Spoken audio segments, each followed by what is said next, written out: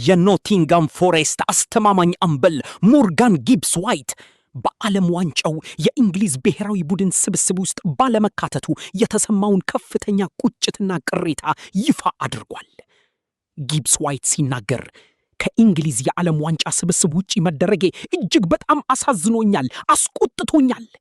መጥራት እችል ዘንድ በግሌ ማድረግ የሚገባኝን ሁሉ ማድረጌን አውቃለሁ።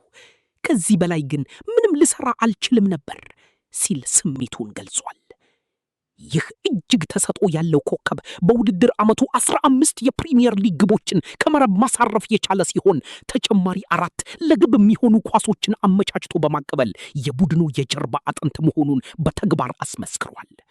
ሆኖም ይህ አስደናቂ ስኬት ለዓለም ዋንጫው ስብስብ ውስጥ ሊያካትተው አልቻለም። የጊብስ ዋይት ከብሔራዊ ቡድኑ ውጭ መሆን ፍትሃዊ ነው ይላሉ? የእርሶን ግምት በኮሜንት ያጋሩ።